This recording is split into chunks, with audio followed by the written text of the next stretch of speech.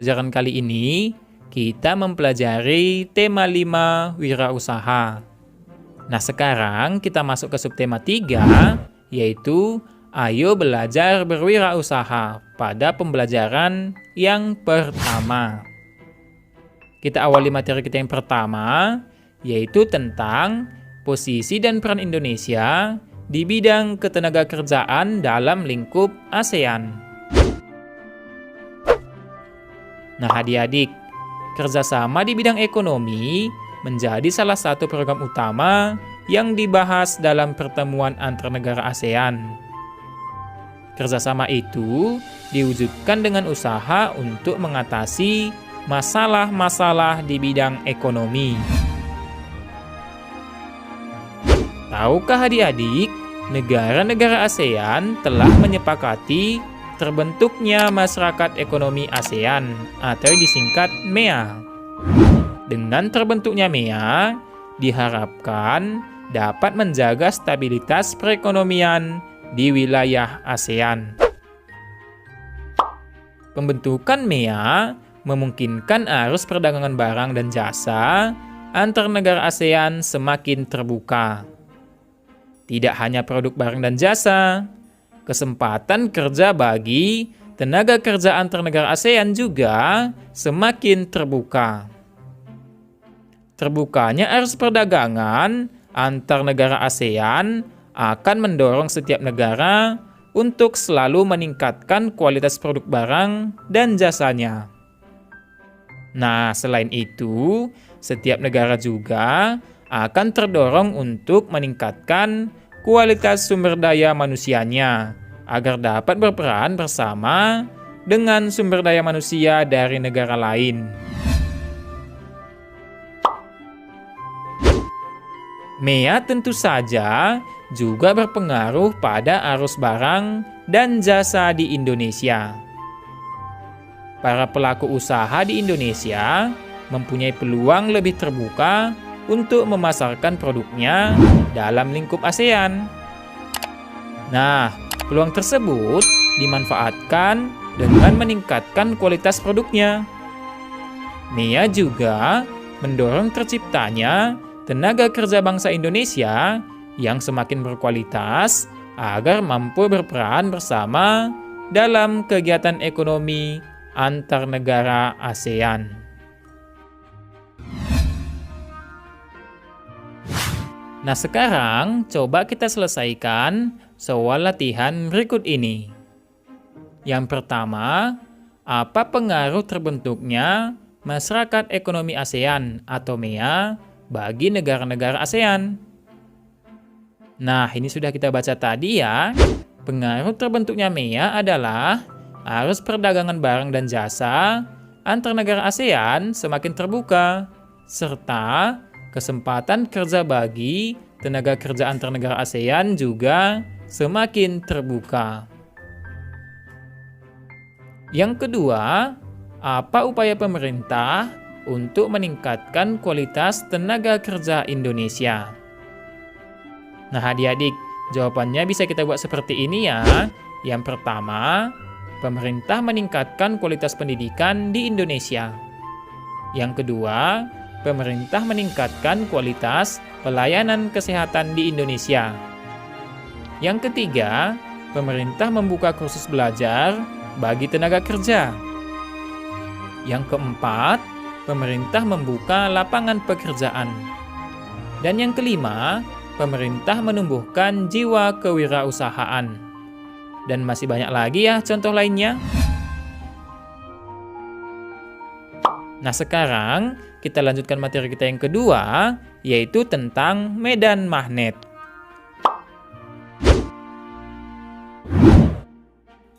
Medan magnet adalah daerah di sekitar magnet yang masih dipengaruhi oleh gaya magnet.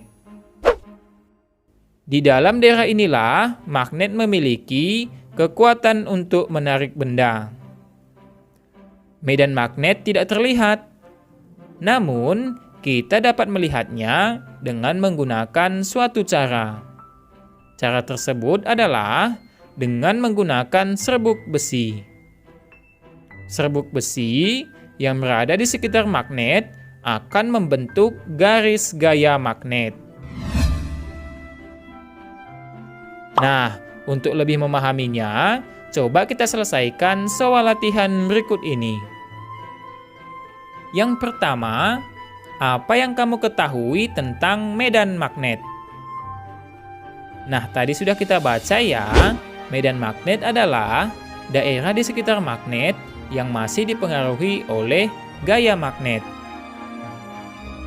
Yang kedua, bagaimana cara melihat adanya medan magnet? Nah, ini juga pastinya sudah tahu jawabannya. Caranya adalah dengan menggunakan serbuk besi. Serbuk besi yang berada di sekitar magnet akan membentuk garis gaya magnet. Yang ketiga, perhatikan gambar berikut dengan cermat.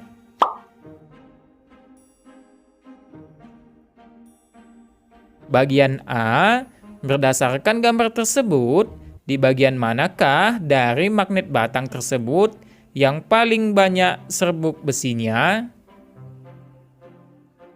Nah, jawabannya di mana adik-adik? Tentunya di kedua kutubnya atau di ujung magnet. Bagian B, apa yang dapat kamu simpulkan dari gambar tersebut? Nah, kesimpulan ini bisa berbeda-beda ya tiap orang. Tetapi bisa kita buat seperti ini. Magnet batang memiliki medan magnet terkuat di kedua kutubnya, yaitu kutub utara dan kutub selatan. Terbukti dari serbuk besi yang menempel. Sudah paham ya adik-adik?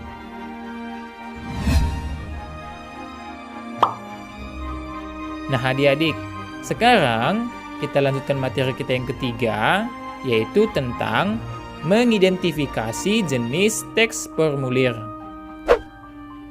Ayo adik-adik, ingat kembali formulir yang sudah kamu pelajari sebelumnya. Formulir digunakan dalam kegiatan operasional suatu organisasi atau perusahaan. Masih ingat kan apa itu formulir?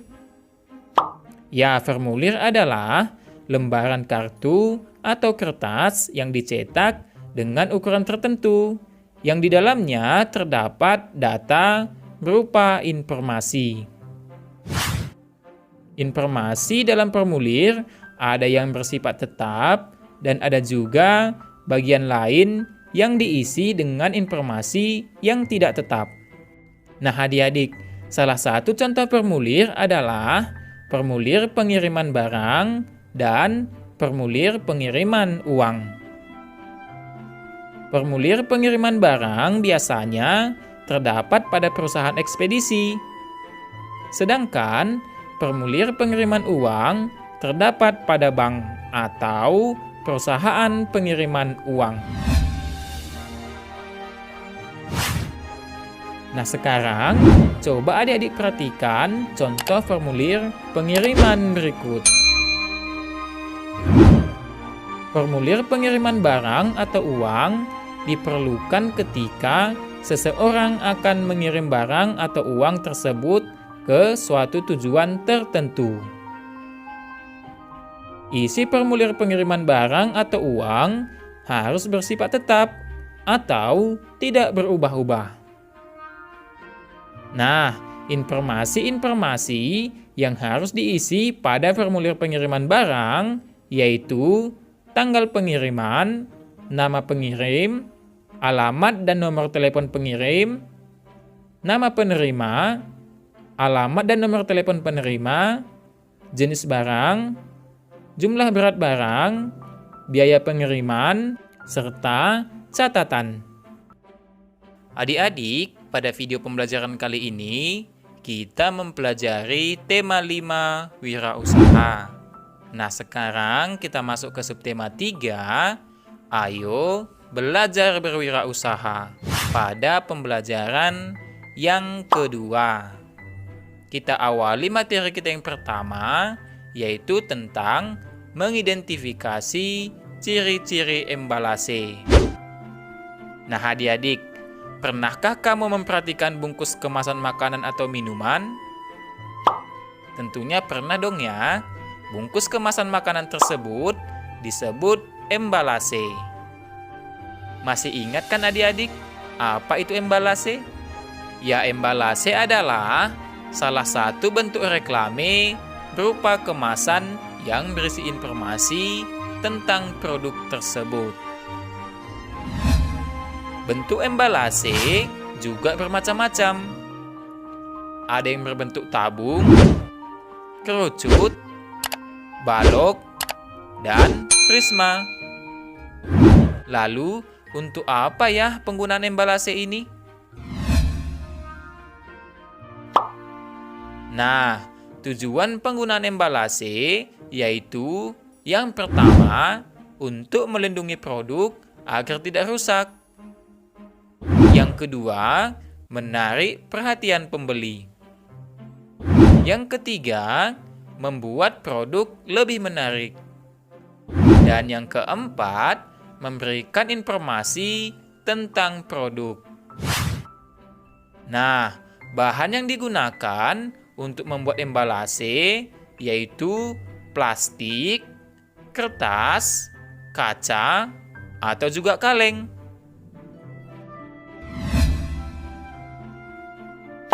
Nah, sekarang coba kita perhatikan contoh embalase berikut ini beserta bagian-bagiannya. Nah, dari gambar yang sudah kita lihat, nama produk terletak pada bagian depan. Dan gambar produk juga terletak pada bagian depan. Sedangkan informasi produk seperti komposisi dan informasi nilai gizi pada produk ada di bagian belakang kemasan. Nah, adik-adik, untuk membuat embalase, kamu terlebih dahulu membuat jaring-jaring bentuknya. Misalnya, adik-adik mau membuat bentuk tabung. Terlebih dahulu, membuat jaring-jaring tabung untuk mendapatkan bentuk tabung yang bagus. Nah, kamu dapat membuatnya menggunakan bahan karton. Nah, sekarang kita lanjutkan materi kita yang kedua, yaitu tentang manfaat berwirausaha sejak kecil.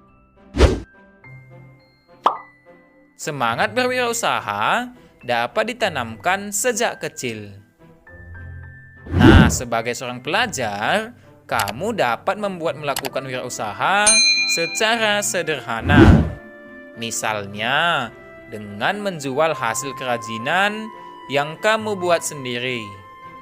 Pernah kan adik-adik di sekolahnya membuat kerajinan sendiri? Kamu dapat memanfaatkan barang bekas sebagai bahan baku pembuatan kerajinan tersebut. Seperti membuat dompet dari kain flanel bekas berikut ini. Lalu, hasil dari penjualan kerajinan tersebut dapat kamu tabung untuk keperluan lainnya. Nah, tahukah adik-adik, melakukan wirausaha sejak kecil juga ada manfaatnya loh. Nah, apa saja itu? Ayo kita pelajari. Melakukan wirausaha sejak kecil memiliki manfaat sebagai berikut. Yang pertama, melatih jiwa wirausaha sejak kecil. Yang kedua, mengembangkan kreativitas yang dimiliki. Yang ketiga, melatih diri untuk menghemat uang yang diperoleh. Yang keempat, memanfaatkan barang bekas menjadi barang yang layak untuk dijual kembali. Yang kelima, mengasah potensi yang dimiliki. Dan yang keenam, meningkatkan persatuan dengan keluarga. Nah, keluarga biasanya akan membantu kita untuk melakukan sebuah wirausaha. Keluarga memberikan ide mengenai kegiatan wirausaha yang dapat kita lakukan. Sudah paham ya adik-adik? Nah sekarang, coba kita selesaikan soal latihan berikut ini. Nomor 1, guru mengadakan kegiatan wirausaha. Guru membagi kelas menjadi beberapa kelompok. Setiap kelompok harus menjual sebuah barang olahan barang bekas. Komang, Lani, Jonas, dan Wayan membuat kerajinan seperti gambar di samping untuk kegiatan tersebut. Nah, bagian A, apa manfaat yang diperoleh Komang, Lani, Jonas, dan Wayan dalam pengolahan kerajinan untuk wirausaha tersebut? Jelaskan. Nah, kira-kira apa manfaatnya adik-adik? Ya tentu saja, yang pertama, melatih jiwa wirausaha sejak kecil. Kemudian yang kedua, mengembangkan kreativitas yang dimiliki. Yang ketiga, memanfaatkan barang bekas menjadi barang yang layak untuk dijual kembali. Dan yang keempat, mengasah potensi yang dimiliki. Bagian B, kerajinan buatan Komang dan teman-teman ternyata kurang diminati teman lainnya. Akibatnya, kerajinan tersebut tidak laku terjual. Bagaimana sikapnya menghadapi hal tersebut? Nah, kira-kira adik-adik bagaimana sikapnya kalau barang kita tidak laku terjual? Nah, kita bisa tetap semangat ya, dan pantang menyerah. Serta memperbaiki kerajinan tersebut untuk hari-hari selanjutnya. Bagian C, setujukah kamu kegiatan wirausaha tersebut dapat meningkatkan persatuan antar siswa? Jelaskan pendapatmu. Tentu saja setuju ya, karena dalam membuat kerajinan tersebut, siswa melatih kerjasama dan kekompakan. Nomor 2, ayah Lani adalah seorang pedagang kacang goreng yang sukses. Lani sering membantu menjual kacang goreng tersebut di sekolah. Bagian A, apakah kegiatan yang dilakukan oleh Lani dapat disebut sebagai wirausaha? Jelaskan. Tentu saja, jawabannya adalah iya. Kegiatan yang dilakukan oleh Lani tersebut termasuk wirausaha sederhana. Bagian B, apa manfaat yang Lani peroleh dari kegiatan tersebut? Nah, adik-adik, kira-kira apa jawabannya? Nah, manfaat yang pertama boleh kita buat, yaitu melatih jiwa wirausaha sejak kecil. Karena dia sudah membantu ayahnya sejak kecil ya. Kemudian yang kedua, meningkatkan persatuan dengan keluarga. Nomor 3, amatilah kegiatan wirausaha di sekitar rumahmu. Tuliskan kegiatan wirausaha yang kamu temukan pada tabel berikut. Nah, nomor 1, contohnya kita buat ya bengkel misalnya ya.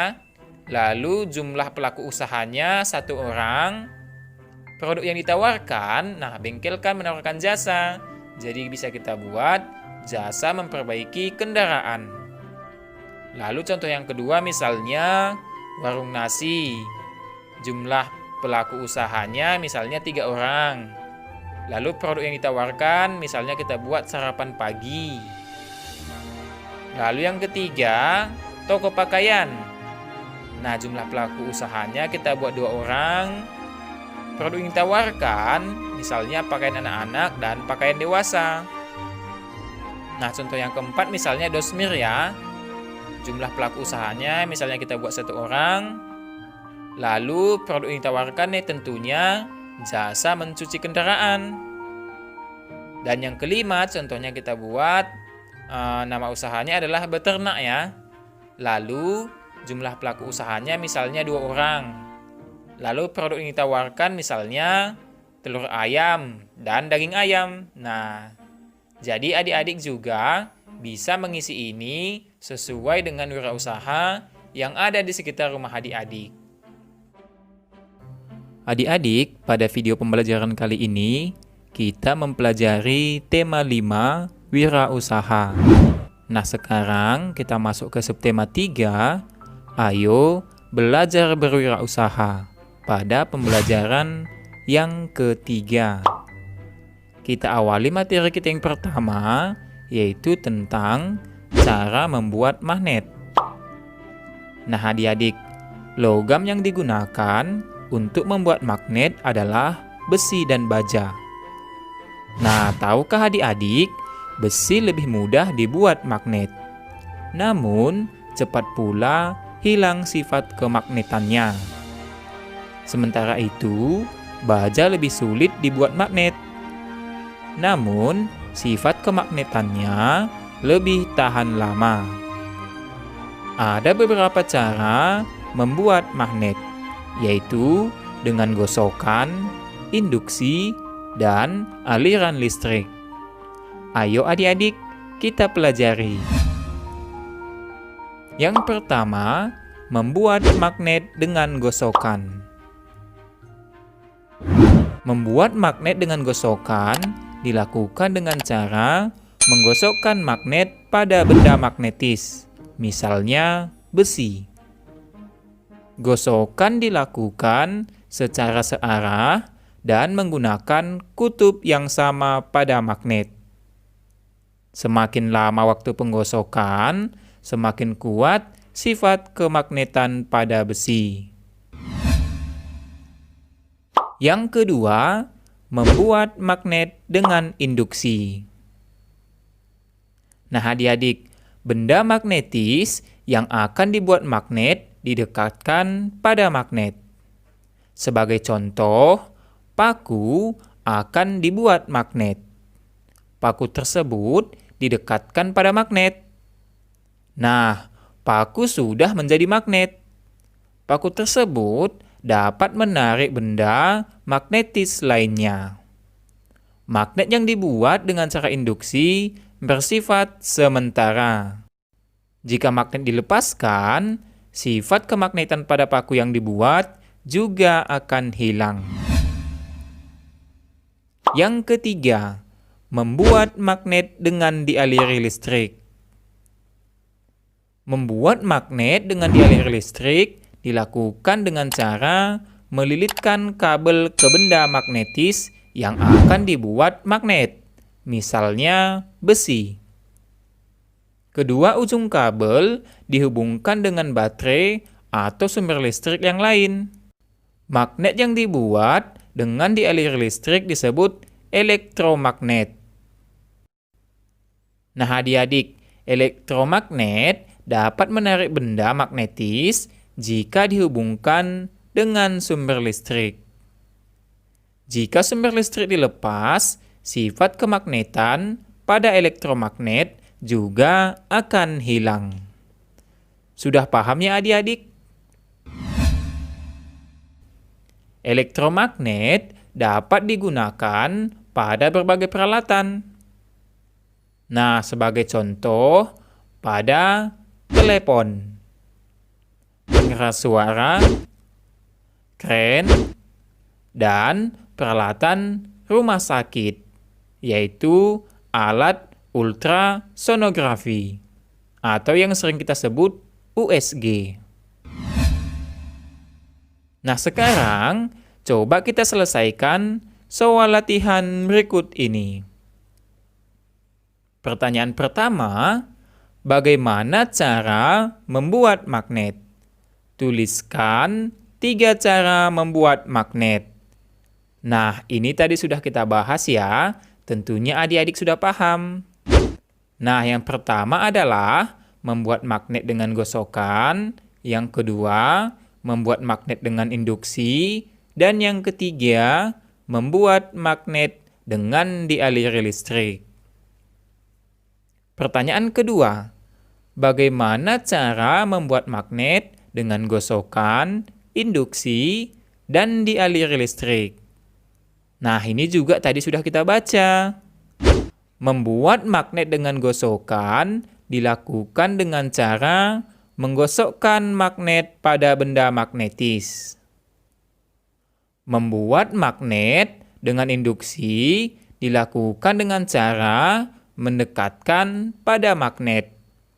Sedangkan membuat magnet dengan dialiri listrik dilakukan dengan cara melilitkan kabel ke benda magnetis yang akan dibuat magnet. Pertanyaan ketiga, tuliskan 5 jenis benda di sekitarmu yang dapat dibuat menjadi magnet. Hayo adik-adik, kira-kira apa aja ya? Nah, jawabannya adalah paku, jarum, peniti, besi, dan gunting. Dan masih banyak lagi ya, contoh benda-benda yang lain. Pertanyaan keempat, apa syarat yang diperlukan agar elektromagnet dapat berfungsi? Nah, ini juga tadi sudah kita bahas ya adik-adik. Jawabannya adalah elektromagnet dapat berfungsi jika dihubungkan dengan sumber listrik. Pertanyaan yang kelima, apa manfaat elektromagnet dalam kehidupan sehari-hari? Nah, ini juga tadi sudah kita bahas tentunya. Adik-adik pasti tahu jawabannya ya. Bisa kita buat. Yang pertama adalah pada bel listrik menghasilkan suara atau bunyi. Kemudian yang kedua, pada kren untuk mengangkat sampah besi. Yang ketiga, pada telepon mengubah sinyal listrik menjadi gelombang bunyi. Nah, sekarang kita lanjutkan materi kita ya, yaitu tentang mengisi formulir pengiriman barang.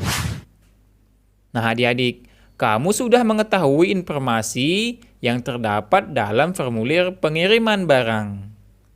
Setelah memahami informasi apa saja yang harus diisi, kamu dapat mengisi formulir pengiriman barang. Mengisi formulir pengiriman barang harus menggunakan informasi yang benar, seperti nama lengkap, nomor telepon, dan alamat. Nah, tujuannya apa ya? Nah, tentu saja hal tersebut untuk menghindari kesalahan dalam proses pengiriman. Nah, sekarang coba perhatikan contoh pengisian formulir pengisian barang berikut. Ajeng bertempat tinggal di Jalan Haji Baping Raya, nomor 100, Jakarta Timur. Nomor telepon Ajeng adalah 021 234567. Ajeng ingin mengirim baju ke rumah kakek sebanyak 4 potong dengan berat 1,1 kilogram. Nama kakek Ajeng adalah Dermawan dan beralamat di Jalan Gedong Kuning 132, Kota Gede, Yogyakarta. Nomor telepon kakek adalah 088 12345 2345. Nah, dari data yang sudah kita baca, kita dapat mengisi formulir pengiriman barang seperti berikut. Nah, di sini judulnya adalah formulir pengiriman barang. Lalu ada nomor formulir 2018 0622 0011. Kemudian juga tanggal pengirimannya 22 Juni 2018. Lalu data pengirimnya, nama pengirim adalah Ajeng Maharani. Alamat pengirim, Jalan Haji Baping Raya, nomor 100 Jakarta Timur. Nomor teleponnya 021 234567. Lalu data penerimanya, nama penerima adalah Darmawan Adi. Alamat penerima, Jalan Gedong Kuning 132, Kota Gede, Yogyakarta. Lalu nomor telepon 0881 2345 2345. Kemudian data barang yang dikirim, baju atau pakaian. Berat barangnya 1,1 kg. Dan jenis pengirimannya adalah ekspres. Nah, di sini ada pilihannya ya adik-adik, ada ekspres dan reguler. Apabila kita memilih ekspres, maka reguler kita coret. Kemudian biaya pengirimannya yaitu Rp18.000. Lalu di bawahnya ada catatan, yaitu kurir dapat menghubungi nomor telepon yang tertera jika penerima tidak ada di rumah. Kemudian tanda tangan petugas dan juga namanya. Lalu ada juga tanda tangan pengirim beserta namanya. Nah, data ini diisi berdasarkan teks yang sudah kita baca tadi ya. Nah, sudah paham kan adik-adik?